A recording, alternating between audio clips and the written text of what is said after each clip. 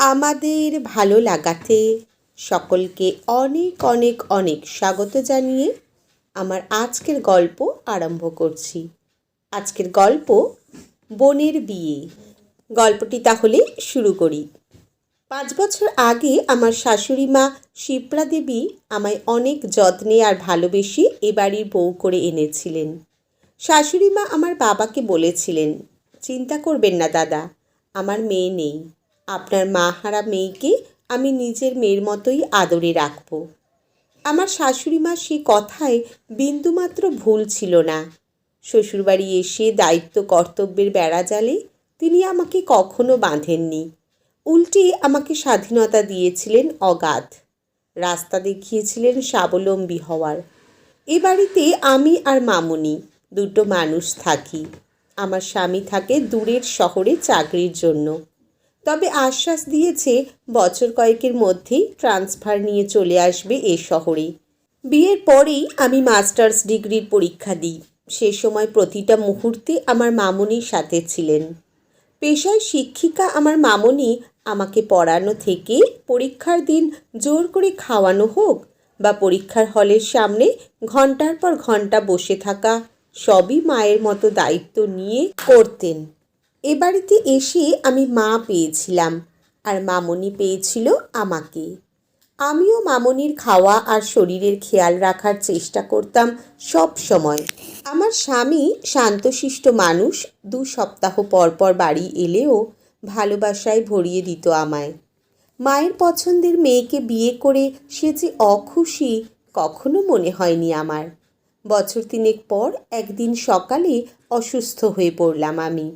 মামুনি হাসপাতালে নিয়ে গিয়ে পেলেন খুশির খবর, এই যে আমি মা হতে চলেছি। আনন্দে মামুনি সবাইকে মিষ্টি খাওয়ালেন আর আমায় বললেন, মা হচ্ছিস বলে লেখাপড়া শিখেই তুলে দিস না আবার। তোর বাচ্চাকে আমি বড় করব আর তুই পূরণ করবি তোর স্বপ্ন। সত্যি আমি ভাগ্যবতী ছিলাম এমন শাশুড়ি মা পেয়ে। আমার ছেলে আদি জন্ম নেওয়ার আগে পর্যন্ত প্রতিটা দিন প্রতিটা মুহূর্তে আমার শাশুড়ি মা আগলে রেখেছিলেন আমায়। আদি হওয়ার পর আমাদের দুজনকে নিয়ে মামুনি সব সময় অস্থির থাকতেন। আমরা কি খাবো, কখন ঘুমাবো, এসব নিয়ে ভীষণ চিন্তা ওনার। আমি বহু চেষ্টা করেও শান্ত রাখতে পারতাম না ওনাকে।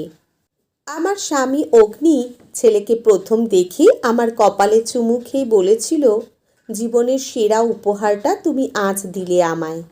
আমার সেদিন ভীষণ আনন্দ হয়েছিল। চোখ ভরা জল নিয়ে মুখ গুঁজেছিলাম ওর বুকে।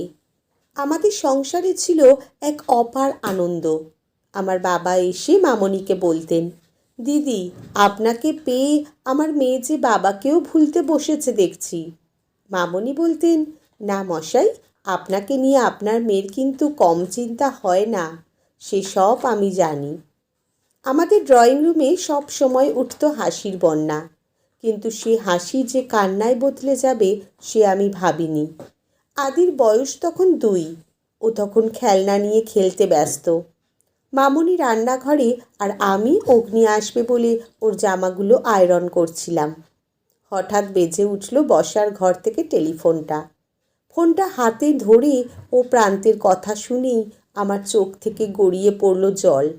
হাত থেকে পড়ে গেল ফোনটা। ততক্ষণে মামুনি সেখানে চলে এসেছে। আমার অবস্থা দেখে মামুনি আমার চোখ মুখে জল দিয়ে বললেন, কি হয়েছে বল মা। অস্ফুটে বললাম, মামুনি, অগ্নির অ্যাক্সিডেন্ট হয়েছে। আমরা পাগলের মতো বেরিয়ে পড়লাম অগ্নি যে হাসপাতালে ভর্তি ছিল সেখানে। হাসপাতালে গিয়ে শুনলাম অ্যাক্সিডেন্টে অগ্নির ব্রেন ভয়ানক ক্ষতিগ্রস্ত হয়েছে। অসহায়ের মতো হাসপাতালের সামনে ছোট্ট আদিকে কোলে নিয়ে বসেছিলাম আমি আর মামুনি। এমন সময় নার্স এসে বললেন, আপনার ছেলের স্ত্রী আপনাকে ডাকছেন। কথাটা শুনে আমি আর মামুনি ভীষণভাবে চমকে উঠলাম। মামুনি বললেন, আমার ছেলের স্ত্রী তো এখানে। নার্স বললেন, না ম্যাডাম, অ্যাক্সিডেন্টের সময় উনি তো আপনার ছেলের বাইকের পিছনেই ছিলেন, উনিই বললেন আপনাকে ডেকে দিতে। আমি আর মামুনি ঘরে গিয়ে দেখলাম মৃত্যুর সাথে লড়াই করছে মেয়েটা। আমরা যেতেই বলল, আপনি অগ্নির মা? মামনি মাথা নেড়ে সম্মতি জানাতেই মেয়েটা বলল, আমি অগ্নির বান্ধবী সংঘমিত্রা। প্রেম করেই অগ্নির সাথে বিয়ে করি 1.5 বছর আগে। আপনি সম্মতি দেবেন না বলে ও আপনাকে জানায়নি। বাড়িতে আমাদের ছোট্ট 2 মাসের একটা মেয়ে আছে। আমার আর কোথাও যাওয়ার জায়গা নেই। যদি আর না বাঁচি, আপনার নাতনিকে আপনার হাতে দিয়ে গেলাম। আমার চোখ দিয়ে অঝরে জল ঝরছে, মুখে কোনো কথা নেই। স্বামীর অসুস্থতা, তার প্রতারণা, সব কিছুর যন্ত্রণা আমাকে পাগল করে তুলেছিল। হয়তো অগ্নি সুস্থ থাকলে মামনি তাকে ত্যাগ করতেন, কিন্তু পরিস্থিতি মামনিকেও নির্বাক করে তুলেছিল। সেদিন অনেক রাতে অগ্নির ফ্ল্যাটে ফিরে দেখেছিলাম ছোট্ট মেয়েটার কান্না। বাড়ির আয়ামাসি বলল, মেয়েকে ওনার কাছে রেখে কেনাকাটা করতে গিয়ে এই দুর্ঘটনা ঘটেছে। আমি ছুটে গিয়ে একরত্তি বাচ্চাটাকে কোলে তুলে নিলাম। ওর কান্না থামছিল না। 2 মাসের ছোট্ট বাচ্চা। আমি ওর মাথায় হাত বুলাতে বুলাতে বুকের দুধ খাওয়াতে শুরু করলাম। খেতে খেতে ও ঘুমিয়ে পড়ল। মামনি তখন ফ্যাল ফ্যাল করে তাকিয়ে আছে আমার দিকে।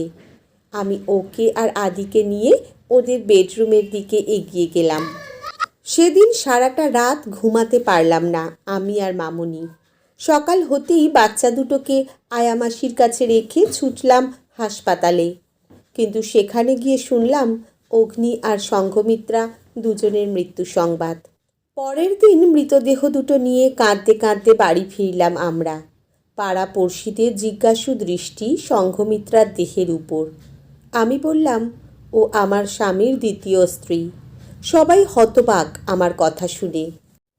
তারপর শ্রাদ্ধ শান্তি সব শেষ করে মামনিকে বললাম, এ বাড়িতে আর থাকবো না আমরা। তাহলে আমার মেয়ের পরিচয় নিয়ে অনেকে আঙুল তুলবে। ওকে এই কথা শুনে বড় হতে হবে আমি ওর আসল মা নই। এটা ওর শিশুমনকে আঘাত করবে। চলো, তোমার স্কুলের কাছাকাছি কোনো ভালো একটা ফ্ল্যাট নিয়ে আমরা নতুন করে শুরু করি। মামনি রাজি হলো আমার কথায়।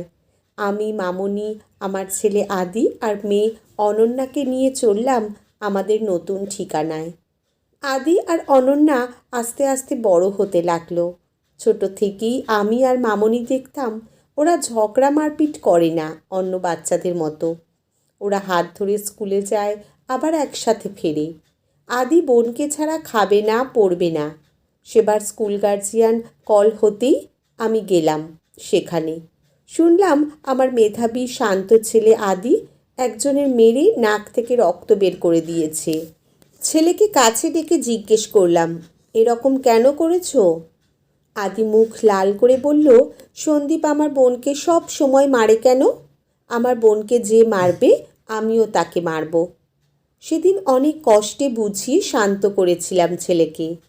আদি, অনন্যা এখন বড় হয়েছে। আদি কলেজে আর অনন্যা স্কুলে পড়ে। সেদিন অনন্যা এসে অভিযোগ করলো, পরীক্ষার সময় দাদা গিয়ে কেন দাঁড়িয়ে থাকে? সবার বাবা মা যায়, আর আমার দাদা। আদি বলল, এরকম করে বলিস না, ওই স্কুলের টপার আমি। সবাই কত রেসপেক্ট দেয় দেখেছিস? আমার দায়িত্ব আছে না? তোর পরীক্ষা বলে কথা। অনন্যা বলতে লাগলো, তাই বলে তুই স্কুলের সামনে একটা বড় ডাব হাতে দাঁড়াবি আর আমি বেরোলেই খেতে বলবি? তোকে দেখে সবাই হাসে দাদা।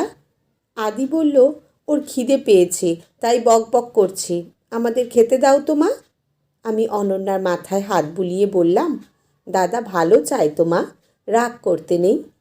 আদি পাঁপড় ভাজায় একটা কামড় দিয়ে বলল, শোন, তোদের ক্লাসের বাচ্চা মেয়েরা আমার দেখে হাসতেই পারে। আই জাস্ট ডোন্ট কেয়ার, বুঝলি? এখন খেয়ে নিয়ে ফিজিক্স খাতাটা নিয়ে আমার কাছে চলে আয়। যেগুলো বলবো কাল দেখবি সেগুলোই এসে গেছে পরীক্ষায়। মামনি হেসে বলল, যত বড় হচ্ছে তত ঝগড়ুটে হচ্ছে দুটো। আজ সকাল থেকেই মনটা বিষণ্ণ। আজ আমার মেয়ে অনন্যার বিয়ে। চারিদিকে সানাইয়ের সুর, গান বাজনা, সব বিষণ্ণ লাগছে আমার। আদির বন্ধু অভিরূপের সাথেই বিয়েটা হচ্ছে অনন্যার। মামনি আদিকে বহুবার অনন্যার বিয়ে নিয়ে বললেও কাজ ছাড়া করতে চায়নি সে বোনকে। তারপর আদি যেদিন জানতে পারে ওর ওর বন্ধু অভিরূপ আর অনন্যা দুজনকে পছন্দ করে? সেদিন মামনিকে এসে বলেছিল অভির সাথেই বোনটার বিয়েটা দিই, বুঝলে ঠাম্মি? তারপর অভি আর ওর মাকে আমাদের বাড়িতে নিয়ে চলে আসবো, একসাথে থাকবো আমরা, কি বলো? বোনকে ছাড়া এই বাড়ির যে একদম ফাঁকা লাগবে। মামনি আদির মাথায় হাত বুলিয়ে বলেছিলেন, নাতির বুদ্ধি আছে আমার। খুব কষ্ট হচ্ছে আমার বুকের ভিতর। আদিটার চোখ লাল হয়ে আছে কেঁদে কেঁদে। বোনকে বুকে জড়িয়ে ছাড়তেই চায় না সে। বোনকে গাড়িতে তুলে গাড়ি ধরে দাঁড়িয়ে আছে আমার পাগল ছেলেটা।